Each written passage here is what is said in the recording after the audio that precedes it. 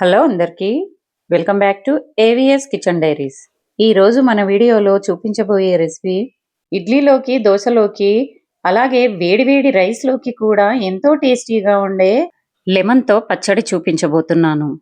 ఈ లెమన్ పచ్చడిని ఒకరోజు చేసి పెట్టుకున్నామంటే 10 నుంచి 15 రోజుల వరకు నిలువ ఉంటుంది. చాలా సింపుల్గా చేసుకోవచ్చు. చాలా టేస్టీగా ఉంటుంది. అలాగే ఇది చేసుకోవటానికి కూడా చాలా ఈజీ. మరి లేట్ చేయకుండా ప్రాసెస్లోకి వెళ్దాం. ఈ లెమన్ పచ్చడి చేయటానికి మనకు ముందుగా లెమన్ కావాలి. ఇందుకోసం నేను ఒక 3 నిమ్మకాయల్ని తీసుకుంటున్నాను. ముందుగా నిమ్మకాయల్ని బాగా కడిగి తడి లేకుండా తుడుచుకొని నిమ్మకాయల్ని కట్ చేసి ఇలా జ్యూస్ తీసుకోవాలి. ఈ నిమ్మకాయలు పిండుకునేటప్పుడు గింజలు లేకుండా చూసుకోండి. ఇలా మొత్తం 3 నిమ్మకాయల్ని పిండిన తర్వాత ఇలా ప్యూర్ జ్యూస్ని తీసుకొని పక్కన పెట్టుకుందాం. తర్వాత స్టవ్ వెలిగించి ఒక ప్యాన్ పెట్టుకొని 1 స్పూన్ జీలకర్ర, 1 టేబుల్ స్పూన్ ఆవాలు, అలాగే 1/2 టీ స్పూన్ మెంతులు కూడా వేసుకోవాలి. ఈ మూడింటిని బాగా దూరగా వేయించుకోవాలి.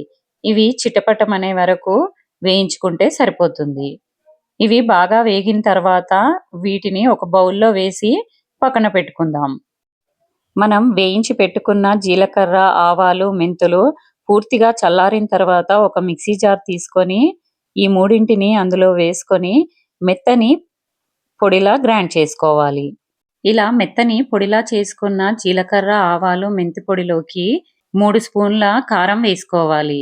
తర్వాత ఇందులోకి 1 స్పూన్ ఉప్పు కూడా వేసుకోవాలి. ఉప్పు వేసుకున్న తర్వాత ఒక 10-12 వెల్లుల్లి రెబ్బలు ఇలా పొట్టు తీసి వేసుకోవాలి. ఇవన్నీ వేసిన తర్వాత దీన్ని కూడా మెత్తగా ఇలా రుబ్బుకోవాలి. ఇలా రుబ్బుకున్న తర్వాత ఇందులోకి మనం ముందుగా పిండి పెట్టుకున్న లెమన్ జ్యూస్ని ఇందులో వేసుకోవాలి. మొత్తం జ్యూస్ కూడా ఇందులో వేసుకోవాలి. ఈ లెమన్ జ్యూస్ వేసుకున్న తర్వాత దీన్ని కూడా మళ్ళీ ఒకసారి మిక్సీ పట్టుకోవాలి. ఈ లెమన్ జ్యూస్ ఈ మసాలాకి మొత్తం పట్టే విధంగా బాగా మెత్తగా ఒకసారి రుబ్బుకోవాలి. ఇలా మిక్సీ పట్టుకున్న తర్వాత దీన్ని బాగా కలిపి పక్కన పెట్టుకోవాలి. మనం మిక్సీ పట్టి పెట్టుకున్న లెమన్ పచ్చడికి ఇప్పుడు పోపు వేసుకుందాం. పోపు కోసం స్టవ్ వెలిగించి ఒక ప్యాన్ పెట్టుకొని అందులోకి 4-5 టేబుల్ స్పూన్ల ఆయిల్ వేసుకోవాలి. ఇది కొద్దిగా నిల్వ ఉండాలంటే కొద్దిగా ఆయిల్ ఎక్కువగా వేసుకోవాలి. ఇక్కడ నేను పల్లి నూనెను వాడుతున్నాను. నూనె కాస్త వేడైన తర్వాత ఇందులోకి కొద్దిగా మినపప్పు, ఆవాలు, జీలకర్ర, అలాగే 4-5 వెల్లుల్లి రెబ్బలు పొట్టు తీసి వేసుకోవాలి. వెల్లుల్లి రెబ్బలు కాస్త ఎక్కువగానే వేసుకోండి. టేస్ట్ చాలా బాగుంటుంది. తర్వాత ఈ వెల్లుల్లి కొద్దిగా వేగిన తర్వాత ఇందులోకి 2 ఎండుమిర్చి ఇలా కట్ చేసుకొని వేసుకోండి.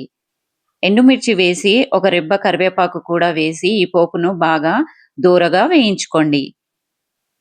పోపు బాగా వేగితే పచ్చడి చాలా టేస్టీగా ఉంటుంది. అలాగే నిల్వ కూడా ఉంటుంది.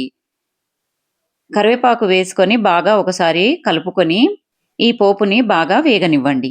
పోపు బాగా వేగిన తర్వాత మనం ముందుగా మిక్సీ పట్టి పెట్టుకున్న ఈ లెమన్ కారాన్ని ఇందులోకి వేసుకోవాలి. మనం మిక్సీ పట్టుకున్న ఈ లెమన్ పచ్చడిని ఈ పోపులో వేసేటప్పుడు గ్యాస్ని లో ఫ్లేమ్లోకి టర్న్ చేసుకొని వేసుకోండి, లేదంటే మాడిపోతుంది.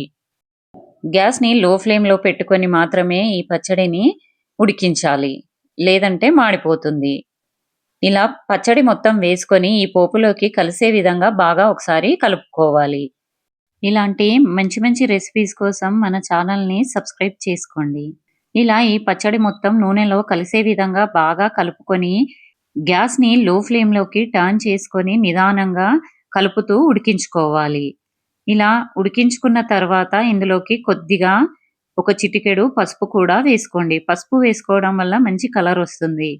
పసుపు వేసుకున్న తర్వాత బాగా ఒకసారి కలుపుకోవాలి. తర్వాత నూనె ఇలా పైకి తేలే వరకు ఈ పచ్చడిని బాగా నూనెలో ఉడికించుకోవాలి. ఇలా నూనె పైకి తేలే వరకు ఉడికించుకోవటానికి ఒక 2 నిమిషాల టైం పడుతుంది. ఇలా నిదానంగా కలుపుతూ ఉడికించుకోండి. ఇలా నూనె పైకి తేలిన తర్వాత ఒకసారి బాగా కలిపేసుకొని స్టవ్ ఆఫ్ చేసుకోవాలి. అంతే, ఎంతో కమ్మగా ఉండే 10 రోజుల పాటు నిల్వ ఉండే లెమన్ పచ్చడి రెడీ అయిపోతుంది. ఇది ఇడ్లీలోకి, దోశలోకి, అలాగే వేడివేడి అన్నంలోకి కాస్త నెయ్యి వేసుకొని తింటే చాలా టేస్టీగా ఉంటుంది. ఈ లెమన్ కారం చేసుకోవటానికి చాలా సింపుల్‌గా ఉంటుంది కానీ, టేస్ట్ మాత్రం సూపర్‌గా ఉంటుంది. ఎంతో కమ్మగా ఉండే ఈ రెసిపీని మీరు కూడా ఒకసారి తప్పకుండా ట్రై చేయండి. ఈ లెమన్ పచ్చడిని ఒకసారి చేసుకున్నారంటే 10-15 రోజుల వరకు నిల్వ ఉంటుంది. హ్యాపీగా ఎంజాయ్ చేయొచ్చు. ఒకసారి మీరు కూడా ట్రై చేయండి. చాలా టేస్టీగా ఉంటుంది. అందరికీ నచ్చుతుంది. ఈ వీడియో గనక నచ్చితే లైక్ చేసి షేర్ చేయండి. అలాగే ఇలాంటి ఇంట్రెస్టింగ్ రెసిపీస్ కోసం ఛానల్‌ని సబ్స్క్రైబ్ చేసుకోండి. Thanks for watching.